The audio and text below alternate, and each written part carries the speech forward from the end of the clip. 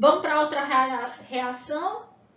Também é uma adição de água, é uma hidroboração. Só que nesse caso é uma adição anti-Markovnikov. O que a regra de Markovnikov diz? Que o hidrogênio se adiciona no carbono mais hidrogenado para formar o carbocátion mais estável. Aqui a gente não tem formação de carbocátion e o hidrogênio não se adiciona no carbono mais hidrogenado, e sim no menos hidrogenado. Então, quais são as condições que a gente tem aqui? O hidreto de boro, tetraído furano, água oxigenada e meio básico. A posição onde a hidroxila vai ficar não é no meio da cadeia, nesse carbono mais interno, mas sim no carbono terminal, ok? Por isso que ela é uma adição anti-Markovnikov, tá? E se tratando de estereoquímica, é uma adição do tipo sim. Por quê? Porque tanto hidrogênio como hidroxila se adicionam do mesmo lado, ou os dois pela face superior, ou os dois pela face inferior. Isso aqui, gente, ó, não existe, isso não acontece, ok? Vamos falar um pouquinho do borano, né? Por quê? O borano ele é muito semelhante estruturalmente ao carbocátio. É um boro que tem 3 ligações, a geometria é igual, né? E ambos possuem um orbital vazio. Por que é importante a gente falar desse orbital vazio? Porque um borano ele consegue se ligar a outro por causa desse orbital vazio, formando o que a gente chama de diborano, onde ele meio que divide aqui esses dois hidrogênios, tá? Então, uma molécula de boro reage com outra molécula de boro, formando o diborano, que aí é o que a gente forma, chamado aqui de B2H6, que é o de representação do diborano, tá? E essa reação ela é importante por quê? Porque ela forma um produto diferente, né? Um produto anti-Markovnikov. E não é a necessidade, por exemplo, de uso de catalisador, ok? É uma adição sim, como a gente já viu, e ela tem muitos bons rendimentos. Só para a gente se situar, o uso do THF, ou do tetrahidrofurano, quase não sai, é para quê? Ele é viável para ser utilizado com o boro, porque ele ajuda a estabilizar a carga, a molécula, né? E aí, por isso que é uma reação que é um solvente que favorece a reação. Então, vamos falar aqui um pouquinho do mecanismo da hidroboração, tá? Então, aqui a gente tem o borano e o hidrogênio aqui nessa molécula está na forma de hidreto, tá, gente? Então, ele vai atuar como nucleófilo. Então, ele vai formar aqui um intermediário se ligando com o alceno, formando mais ou menos essa estrutura, tá? Isso aqui são representações de ligações para quê? Para sinalizar a transferência do hidrogênio para o carbono mais intermediário, mais interno, e o restante da molécula se ligando com o carbono mais externo, formando essa estrutura aqui, tá? E isso vai acontecer, né, é um ataque simultâneo que a gente chama, né? Isso vai acontecer até que todos os hidrogênios do boro sejam transferidos para uma molécula de alcênio. Então, esse boro se ligou aqui no carbono, mas ele ainda tem 2 hidrogênios para transferir para outro alcênio. Isso vai acontecer com outra molécula de alcênio e aqui vai ser transferido para outra molécula de alcênio.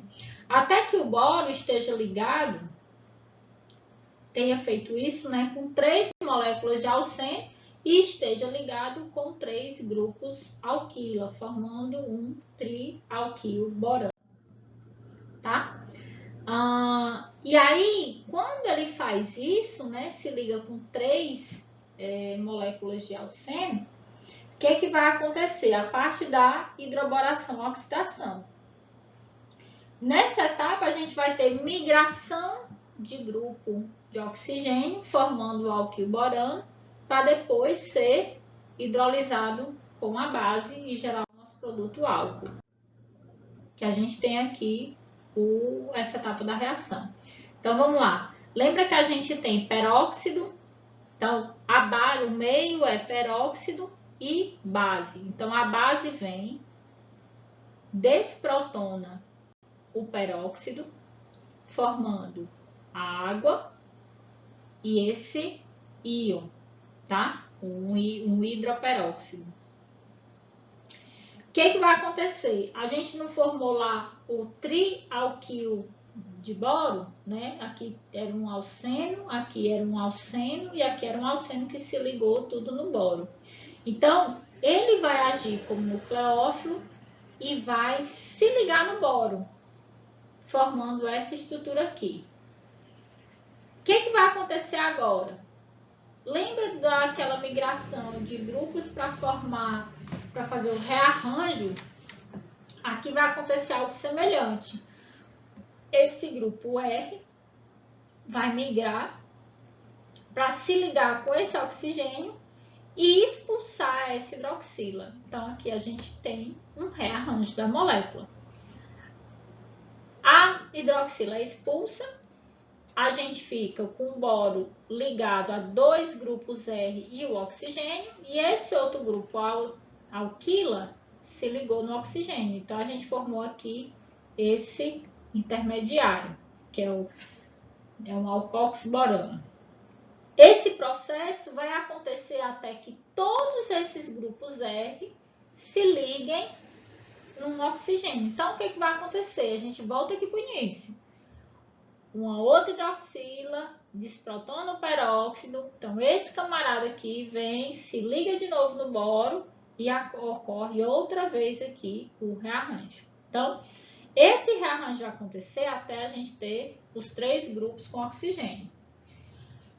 Depois que isso acontece, o que a gente tem? Uma hidroxila se liga no boro, formando essa estrutura. Só que veja que tem muitos grupos de oxigênio, está muito carregado. Então, começam a ser expulsos os grupos alcox, oxigênio ligado à alquila. E isso também vai se repetir 3 vezes, até que a gente forme o álcool, tá? A última etapa vai ser o quê? Uma protonação, e aí a gente forma o álcool. É um mecanismo que ele é um pouquinho complexo mais do que os outros, mas porque ele tem processos repetitivos e ele usa a mesma molécula se ligando a outras, né? No caso aqui, por exemplo, um boro que se ligou a 3 grupos de alceno. E aí, esse peróxido, a função dele nessa reação é justamente fazer essa migração. Ó. O que aconteceu lá foi isso. O peróxido sofreu a desprotonação, se ligou no boro. Quando ele se liga no boro, o grupo R se liga nele e expulsa o grupo hidroxila. Então, o que eu acabei de fazer lá está representado aqui. Só que esse processo ele ocorre 3 vezes. Até que todos os grupos alquila, lembra que aqui tinha um grupo R, aqui tinha um grupo R, até que isso ocorra com todos os grupos R. Mas, basicamente, você tem um movimento que acontece, que é o quê? O íon hidroperóxido se liga e a migração do grupo alquila, com a saída do hidroxila. E isso repete até que todos os grupos alquila façam isso. Tá? Então, por que essa reação é importante? Porque ela é regioseletiva. Regioseletiva por quê? Porque ela vai especificamente agir naquela região, formando um produto anti-Markovnikov. E por que ela faz isso? A parte maior do bromo ela é mais fácil de se ligar na parte mais externa. Enquanto que o hidrogênio, como ele é menor, se liga mais facilmente na parte mais interna, no carbono mais substituído. Ok? Então, a gente tem aí um estado de transição que favorece a via anti-Markovnikov. Se for na via Markovnikov, o que a gente tem aqui? O lado maior sofrendo impedimento estérico, né? Já tem 2 grupos metilo aqui, com mais a molécula do boreto. Então, vai dar problema de impedimento estérico. Por isso que ela é uma reação anti-Markovnikov. Continuando. Ela é uma adição sim, ou seja, os grupos eles ocorrem a adição dele na mesma fase, ou pela fase superior ou pela fase inferior, face inferior, ok? E aí, quando a gente tem que é gerado mais de um centro assimétrico, ou seja, gera 2 centros quirais, uma molécula quiral com 2 centros assimétricos, então o que vai ser formado é um par de enantiômeros, ok? Sempre observar aqui a estereoquímica desses 2 carbonos. Vamos agora falar sobre a epoxidação com um peráxido. O peráxido, ele se caracteriza o quê? Por ter esse oxigêniozinho a mais entre a hidroxila e o carbono da carbonila, tá? Então, ele tem esse oxigêniozinho a mais. Isso aqui é um perácido ou um ácido peroxicarboxílico. Qual é o produto que ele gera? Um diol vicinal. Diol, hidroxila, 2 hidroxilas, diol vicinal, porque estão em carbonos vizinhos, anti, uma está numa face e a outra está em outra face, tá? Só que antes de formar esse diol vicinal, a gente forma um intermediário que ele tem uma estabilidade, tá?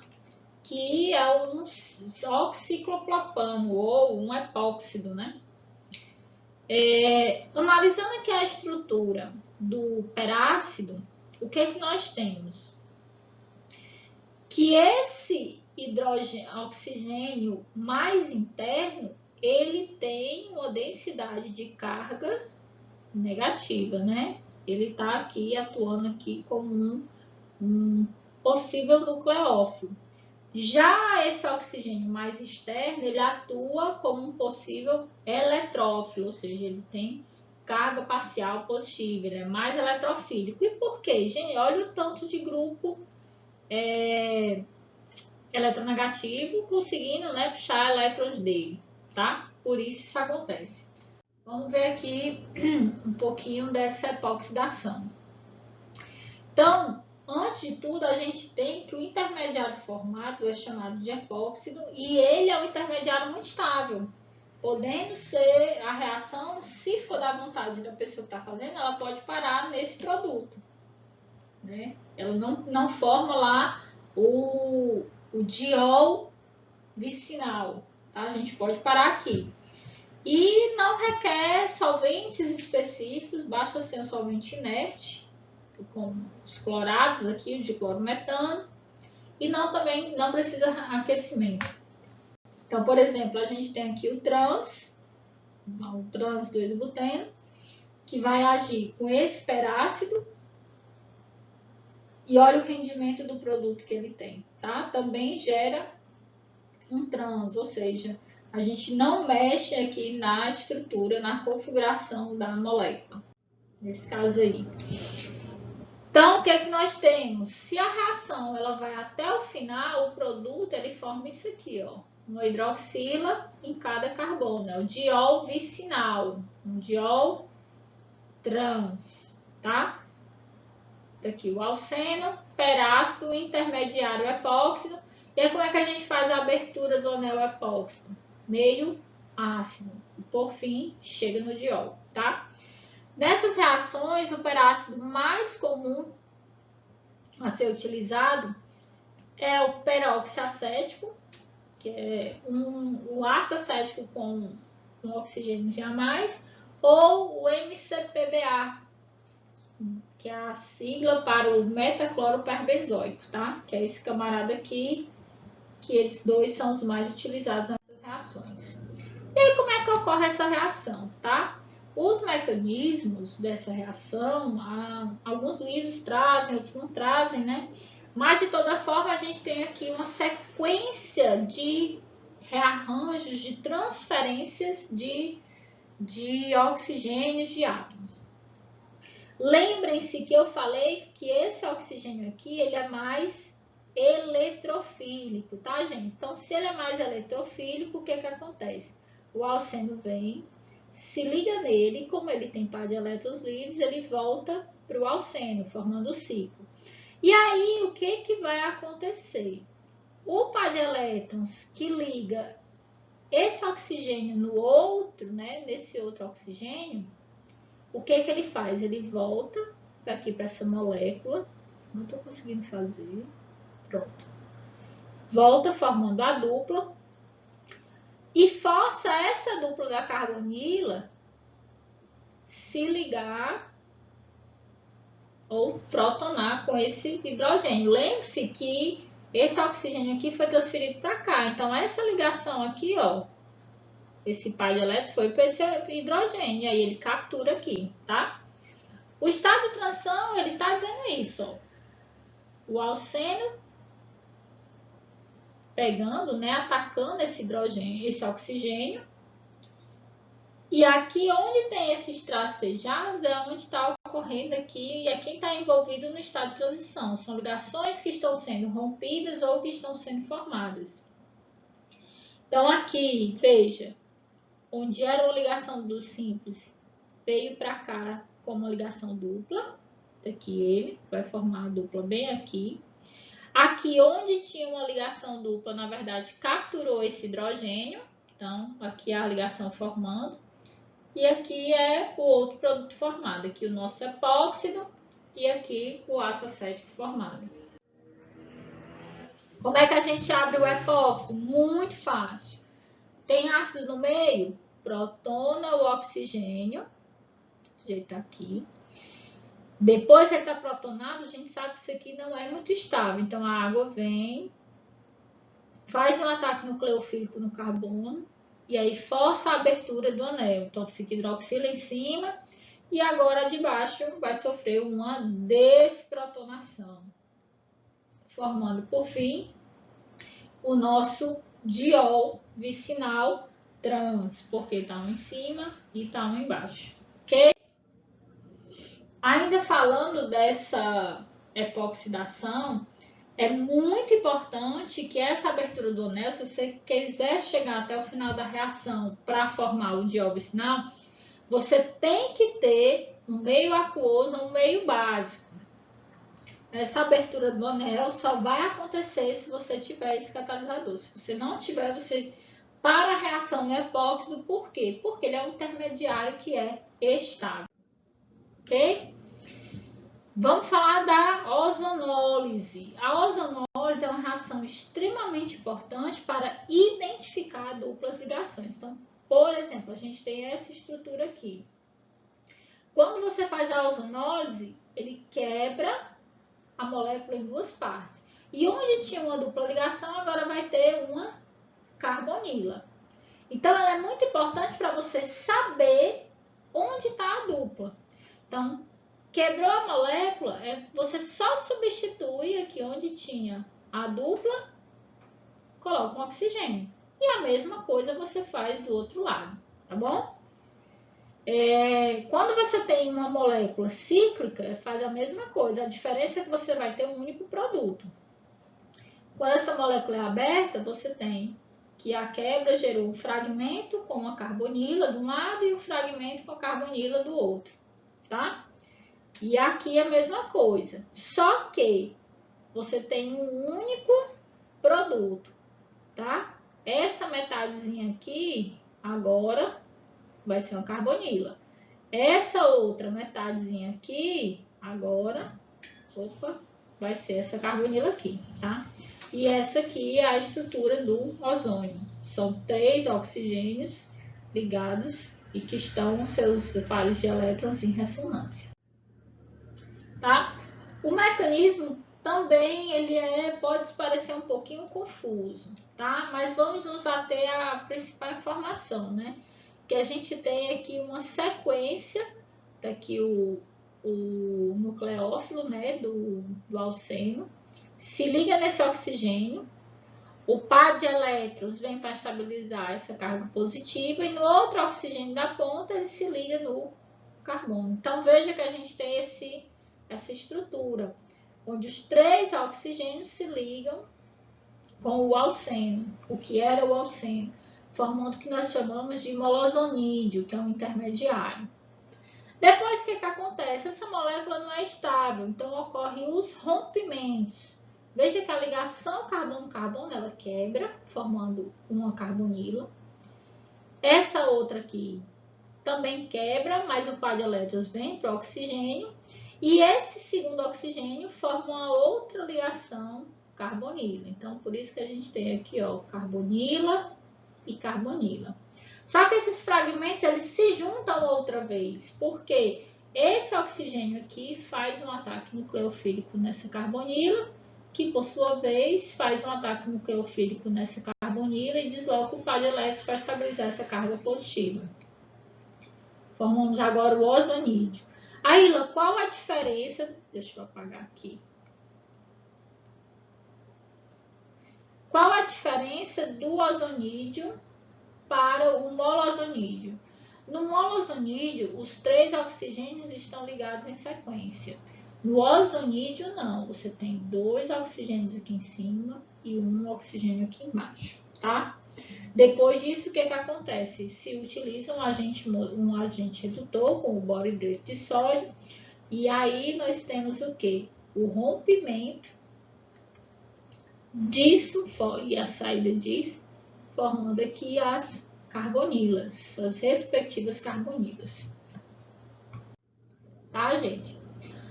Por último, a gente também tem a adição de bromo, HBr, na presença de peróxido. Qual é a diferença, por exemplo, da reação comum, né? Que lá no início, a primeira reação que a gente viu, a reação de hidroalogenação. Aqui a gente tem que o hidrogênio se adiciona, a regra de Markovnikov prevalece, né? Hidrogênio se adiciona no carbono mais hidrogenado, forma o carbocátion mais estável, que é onde o brometo vai se adicionar. Nessa reação aqui não. Na presença de peróxido, a gente vai ter exatamente o contrário, onde o hidrogênio se adiciona no carbono mais interno e o bromo se adiciona no carbono terminal. Tá? Então, ela é uma adição anti-Markovnikov. Se ela der na presença de peróxido, então ela é uma reação radicalar. Então, o peróxido que a gente pode usar, por exemplo, é a água oxigenada. Então, um elétron vai para um lado, um elétron vai para o outro. E aí a gente forma 2 radicais. E esse radical vai retirar, vai se ligar com o hidrogênio. E aí, muito cuidado, gente. Deixa eu ver se eu apago isso aqui. Que essa reação, ela é uma reação radicalar. Então, é seta de uma ponta só, tá? Então, o oxigênio se liga com o hidrogênio e o outro elétron vai para o bromo. Então, aqui formou esse grupo e aqui a gente formou o bromo radical. Esse bromo radical que a gente acabou de formar vai se ligar com quem? Com um carbono do alceno, formando um radical carbono. E aí você nota por que acontece. Quem se liga primeiro é o bromo. E o radical do carbono formado aqui, ele é o radical terciário, ele é um radical mais estável. Na próxima etapa, entra uma nova molécula de ácido bromídrico. E aí acontece a mesma coisa, só que agora o hidrogênio se liga no carbono e sai um outro bromo radical. Então, essas 2 etapas são chamadas etapas de propagação. Aqui a gente já formou o nosso produto, né? Então, falta agora só as etapas de finalização da reação. Que você pode ter 2 bromos radicais se encontrando, ou um bromo e um radical alquila, ou ainda 2 radicais alquila. Mas o que a gente tem? Que toda vida 2 radicais se encontram formando uma molécula não radicalar, então você tem uma etapa aí de finalização, ok? Essas foram as referências que eu utilizei e assim nós finalizamos as reações de alcenos.